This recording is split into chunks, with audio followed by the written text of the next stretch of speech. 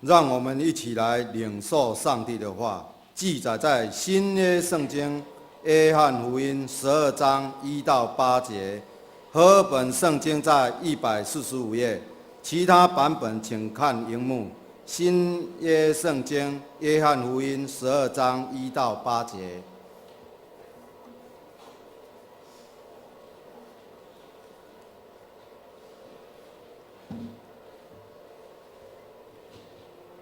逾越节前6日，耶稣来到伯大尼，就是他叫拉撒路从死里复活之处。有人在那里给耶稣预备宴席。马大术后，拉撒路也在那同耶稣坐席的人中。玛利亚就拿着一斤极贵的真纳达香膏，抹耶稣的脚，又用自己的头发去擦，屋里就满了膏的香气。有一个门徒，就是那将要卖耶稣的加略人犹大，说：“这香膏为什么不卖30两银子，筹济穷人呢？”他说这话，并不是挂念穷人，因他是个节，又带着钱囊，常取其中所存的。耶稣说：“由他吧，他是为我安葬之日存留的，因为常有穷人和你们同在，只是你们不常有我。”以上。这时，请本堂许牧师来讲道，题目是“常常在一起”，常常在一起。我们同心来祷告。天父上帝，我们感谢你，再一次让我们聚集，求你的圣灵亲自运行，让我们每个人来领受你要对我们所启示所说的话。愿你成为我们的帮助。祷告奉靠主耶稣基督的名，阿门。各位弟兄姐妹，大家平安。在过去的这一段时间，不用讲太长，过去的这个礼拜里面，你最常跟谁在一起？我想，如果是学生，他可能最常跟他在一起的是同学，因为整天都在一起。如果你是上班的人，你可能跟你的同事、公司里面的人最常在一起，因为你整天都在公司。如果你是在家里，可能最常跟你在一起的是你的家人。无论如何，你想想看，这些常常跟你在一起的人，其实都跟你有一个紧密的关系。无论是在家庭、在公司、在学校，你们都维持着一个关系，所以你们常常在一起。那跟我们在一起的人只有这些吗？我们的生活圈只有这样而已吗？其实我们生存在这个社会，生存在台湾这一块土地，其实有许多的人都跟我们在一起。这个礼拜我们所要关注的一个事情，就是立法院要强行通过两岸服务贸易协议这件事情。我们可能很多人不清楚这个协议到底在说什么，但是总括来讲，它包含了我们所有的食衣住行娱乐各个层面，小的从商店，大的到卖场，都会受到很大的影响。因此，其实有许多人，就如同你我，在这个事件发生之前，我们并不清楚这个协议的真正内容。所以，当它一旦实施通过之后，你我都会深深的受到影响。我们教会在过去这一段期间，也一直在为着这一件事在祷告。然而，在星期二的时候，有一群人不让这个协议很通过，所以他们占据了立法院的议事的会场。虽然用的方式我们可以再讨论，但是他们却表达了出人民所担心和困惑的事情，这是他们的一种表达方式，是为了要让更多的人来关注、了解，这是有关于你我的事情。其实在3月18号的晚上，当我透过网络知道这件事之后，我回家第一件事是打开电视，为的是想了解一下他的新闻。很遗憾的，我们的电视台并没有播报，只有一台，他播报却是说，因为他们反，所以他们成为暴民；因为他们反，他们破坏了公物。在电视上看到媒体是这样子的，是一种抹黑、谴责的手法，在批评这一件事情，制造出这一群学生不好好读书在做什么的这种讯息。所幸现在的科技网络的发达，透过网络资讯的传播，透过不同的人在不同的场地所呈现出来的画面、影像，让我们能够知道那一天到底发生了什么事情，也能够协助我们从各个不同的资讯来源做正确的判断。服务贸易协议它所带来的影响，可能远超过你我的想象。这不是一时片刻所能够说明白的，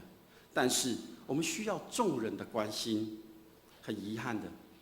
在过去这段日子，在台湾的掌权者，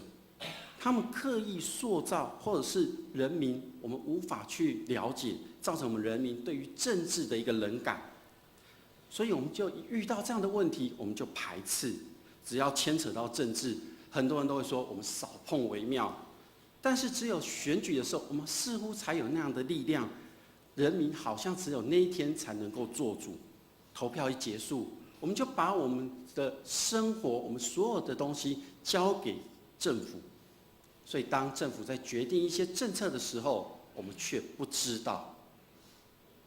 有一位神学家，他有这样的一个论述，他说：当我们在多方用多元的方式在传福音的时候，但是我们绝口不提你那个时代的问题，那么你传的便不是真正的福音。这位神学家所论述的，很清楚地表明福音与社会的关联。有很多时候，我们把上帝看得太小了，把上帝只局限于在这个礼拜堂里面，把上帝只局限于在教会里面。出了教会的门口，出了教会的这道墙，外面的世界都与我们无关。我在神学院接受装备的时候，我的讲道学老师曾经这样跟我们说：如果你明天要上讲台去宣扬上帝的信息，但是今天台湾发生了一件大事，而你们的讲道、你们的讯息完全对这件事只字不提，那么你们所传讲的就脱离了真实的现况。所以上帝的话语应该是对当下，也就是每个时代每个处境的人说话。如果宣扬福音的过程里面，我们对周遭的环境没有任何的关怀，那我们真的要怀疑我们自己是否在跟随着耶稣基督。当然我们所居住的台湾这块土地，不只有这件事，还有核能问题，还有社会公益问题，还有国际社会等等的这些问题。那么身为基督徒的我们每一个人，我们是否能用上帝的真理、耶稣的教导，透过圣灵的引导，我们应该来怎么样去回应，并且去付诸行动呢？在四福音的记载里面，耶稣与当时的人他们所想的、所看的不一样。耶稣总是贴近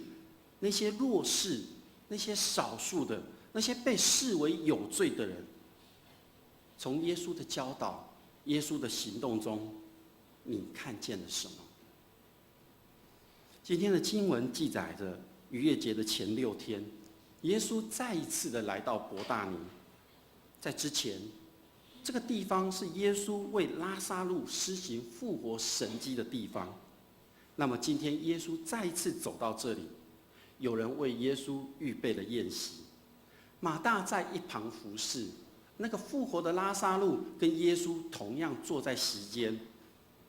圣经是这样记载，这样子交代这样的一个事件。逾越节宰杀羔羊的日子，伯大尼是战胜死亡权势的地方。要让人家知道，逾越节的羔羊是要叫人脱离死的这个记号，是要让人的生命从死亡中得着一个新的一个活命的一个事实。在伯大尼的宴席上，耶稣是叫人从死里复活的，而也有经历从死里复活的拉撒路，也有看见这个复活事实的马大和玛利亚，当然还有其他的人，包括了群众，包括了门徒，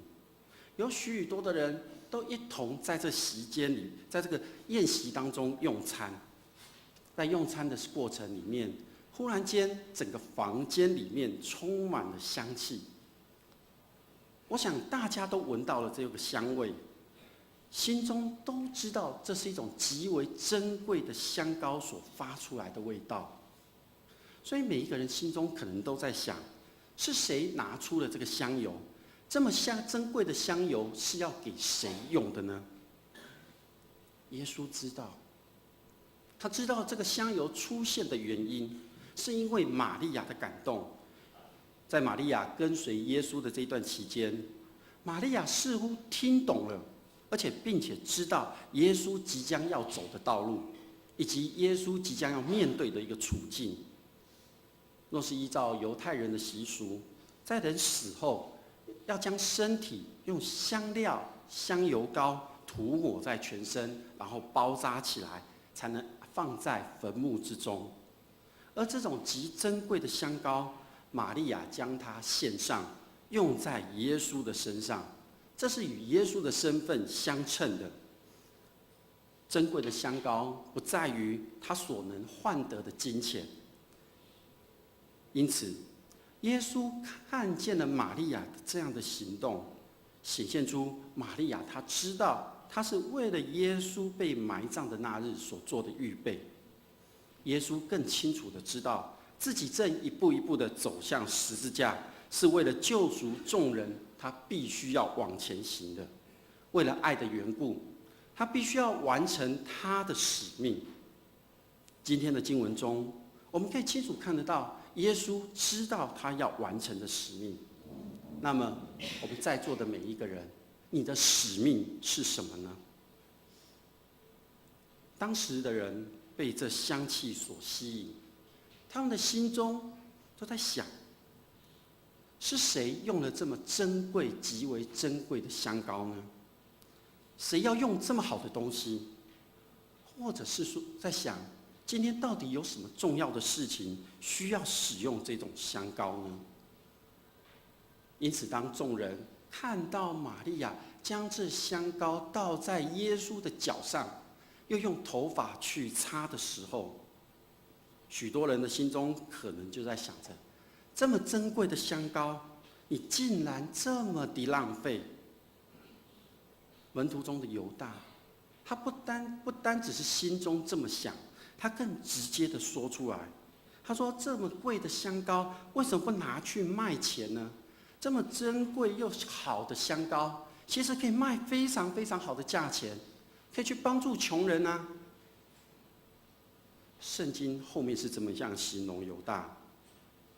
他说他并不是真正的去关心穷人，因为他是个贼，他管钱，而且常常盗用公款。犹大的内心只关心他自己的需要，特别是对钱的欲望。所以当他看见玛利亚将这个极珍贵的香膏倒在耶稣的脚上的时候，他心中可能是这样想：若是这一瓶香膏是我的该多好，我拿去换钱，我的钱袋，我的账目里面又多了一笔。这个是我们从圣经中所看见的。我们很容易将犹大贴上一个标签，把它定型。虽然在过去的历史有许多的圣经学者从历史、从各文化背景等等的角度来探讨犹大这个人，有很深入的研究，但是我们很容易就将他标签定位了。那么，我们现在所要想的事情是：我们是否常用应该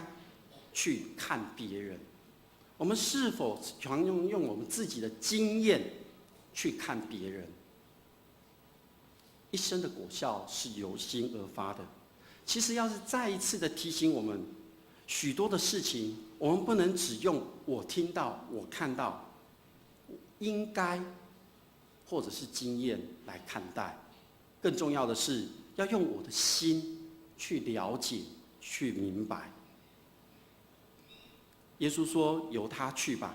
他留下来是为着我安葬之日所用。常常有穷人跟你们在一起，但是你们不常有我。”当时在场的人，真的有听懂耶稣所说的话吗？各位弟兄姐妹，我们真的有听懂耶稣所说的话吗？当耶稣接受了玛利亚为他预备的香膏，接受了玛利亚献上这个极为珍贵而重要的礼物的时候，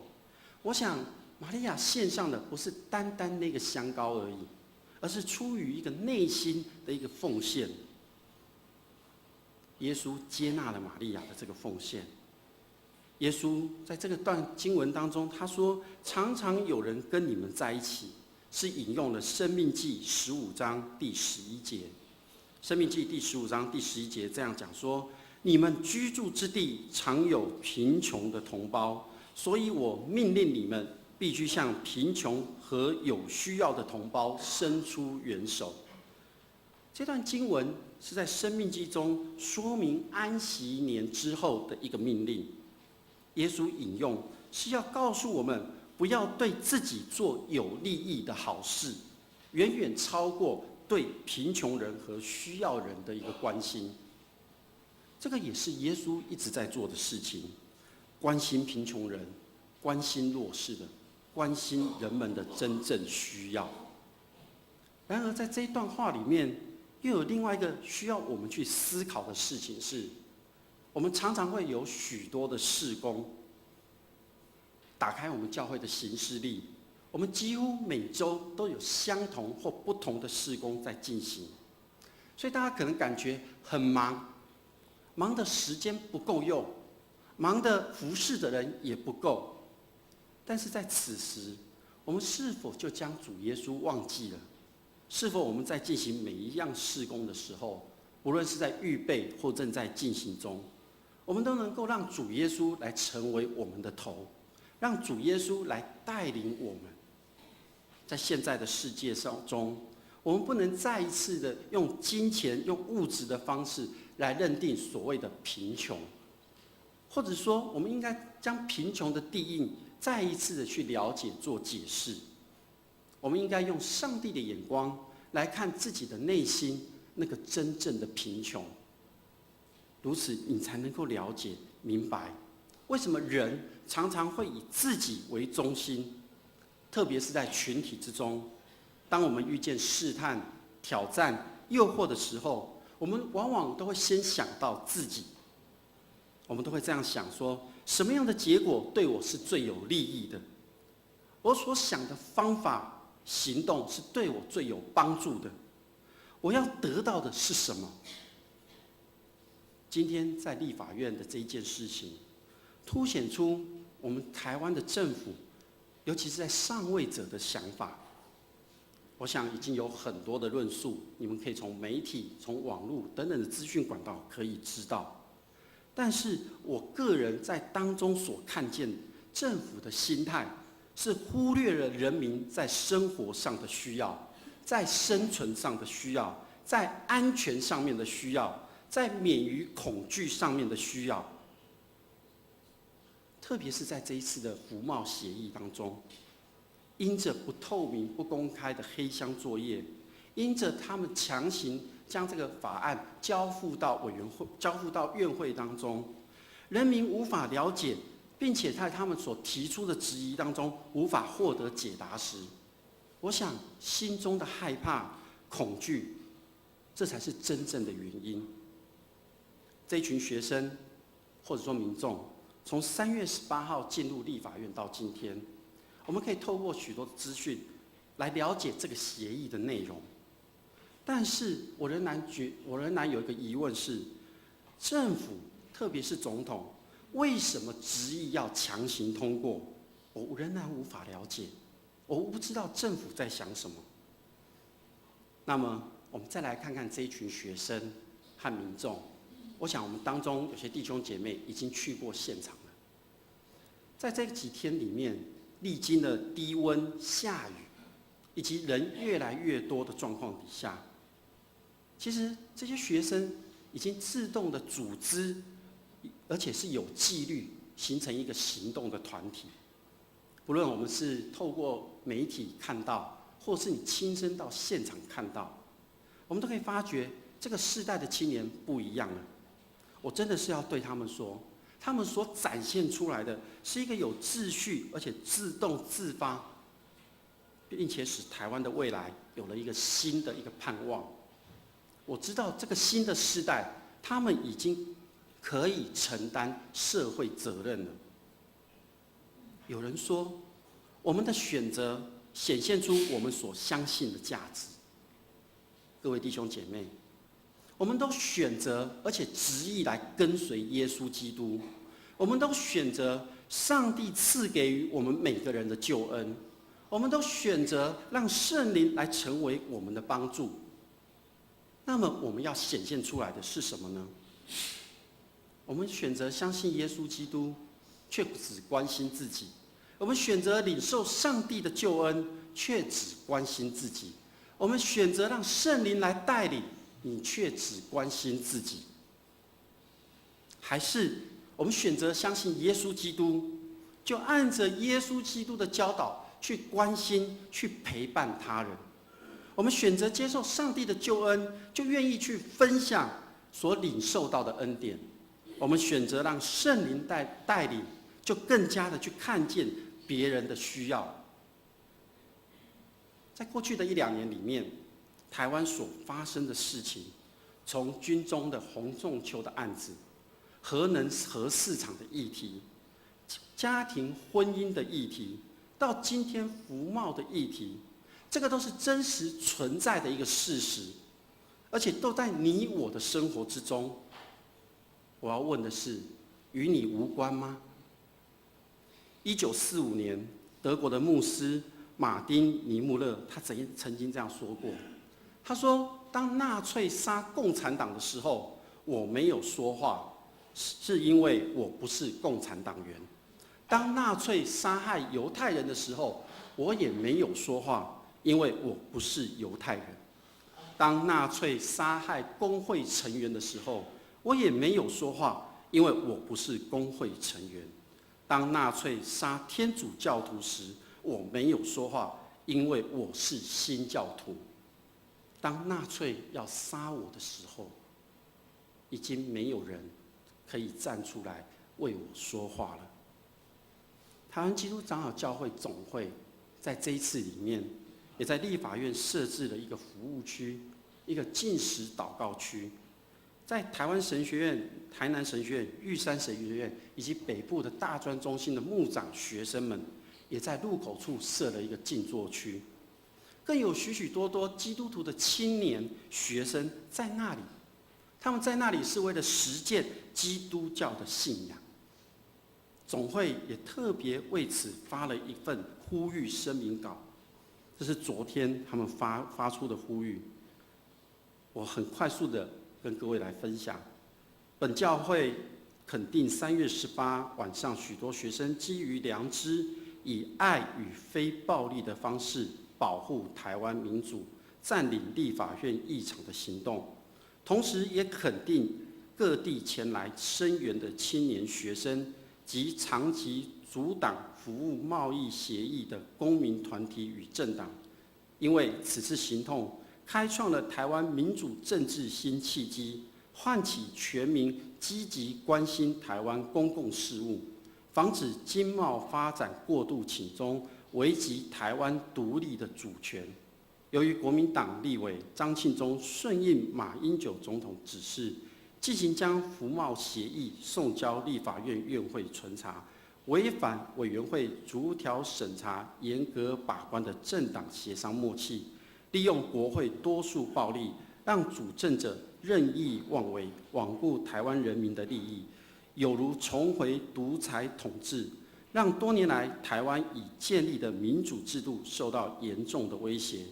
台湾基督长老教会基于信仰立场，关切台湾前途，于1977年8月16日发表《台湾基督长老教会人权宣言》，主张台湾的将来应由全体住民决定，促使台湾成为一个新而独立的国家，并根据台湾基督长老教会信仰告白，教会受召通过爱与受苦，成为盼望的记号。因此，本教会众多牧长弟兄姐妹参与反黑箱服贸的公民行动，就是基于信仰所做的见证，以此来守护我们的国家台湾。因此，本教会一肯定青年学生坚持以非暴力的公民行动，要求马英九政权退回服贸协议，遵循台湾民主机制；二，呼吁教会牧长弟兄姐妹以实际行动共同参与守护台湾民主，并为在场青年学生、公民团体、群众迫切祷告。一人增多，民就喜乐；二人掌权，民就叹息。箴言29章2节。台湾基督长老教会总会议长许荣丰，总会总干事林芳忠，这是总会发出来的呼吁声明。那么当中却提到台湾基督长老教会的信仰告白，我想在这信仰告白里面，很清楚的说明我们应有的行动。这时我要邀请大家再一次来读我们台湾基督长老教会的信仰告白。来，我们一起来读，请。我们信上帝创造统治人与万物的独一真神，他是历史与世界的主，施行审判和拯救。他的儿子从圣灵投胎，由童贞女玛利亚降生为人，成为我们的弟兄，就是人类的救主耶稣基督。借着他的受苦，钉十字架，死复活，彰显了上帝的仁爱与公义，使我们与上帝复合。他的灵就是圣灵，住在我们中间，赐能力，使我们在万民中做见证，直到主再来。我们信圣经是上帝所启示的，记载他的救赎，作为我们信仰与生活的准则。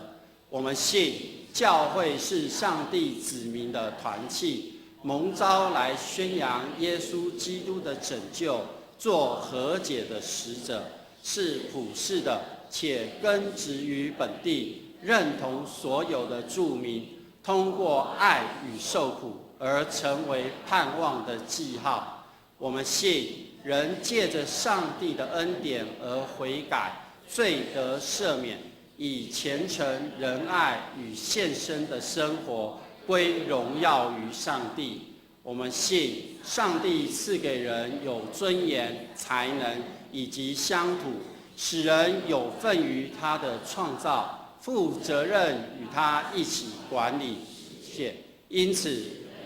社会、政治、经济的制度，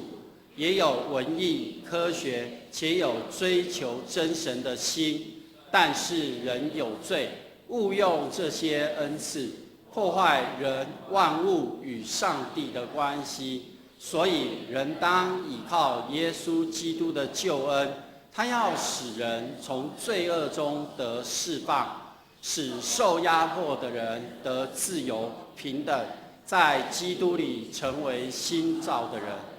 使世界成为他的国度，充满公义、平安与喜乐。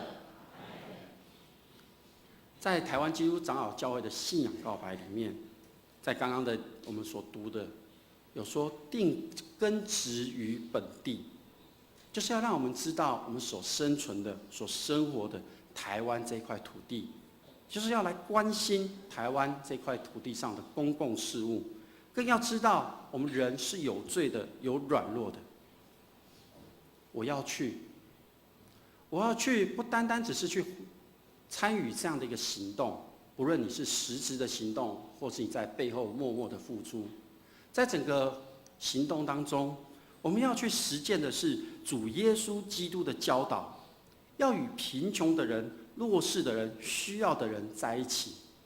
特别是当社会上有不公不义的时候，基督徒更应该要站出来，出声音来说话。诺贝尔和平奖得主金恩博士这样说，他说：“不是坏人太嚣张，而是好人太沉默了。”各位弟兄姐妹，主耶稣清楚地告诉我们，要去贴近并且进入社会弱势的群体之中。这一群人，他们是真实的存在在我们的生活里面。更重要的是要去关心，并且有行动，在台湾的社会、经济、政治、文化等各项议题里面，邀请各位将你的信仰落实在你的生活当中。我们同心来祷告。全能的天父上帝，谢谢你，让我们可以成为你的儿女，享受你给予的恩典。今天我们可以在台湾这一块你所赏赐的土地上面生活，并且认识你，我们充满感恩的心。我们要在此恳求你，让我们在面对现今社会议题时，我们有智慧去分辨，知道上帝你要我们去学习的事物，以及看见上帝你在此事上面的心意。更求您赐给我们勇气，能够站出来，用上帝的眼光、上帝的公义，在任何有关于我们以及社会的议题来说话。也求你赐给我们能力，可以去改变我们可以改变的事情。求你赐给我们安静的心，去等候上帝改变我们所不能改变的事情。恳求圣灵来提醒我们，要常常与弱势的人同在，看见他的需要。愿上帝你来使用我们，使我们能够成为荣耀你名的一个器皿，并且使人得着益处。我们的祈求是奉主耶稣基督的圣名求，阿们。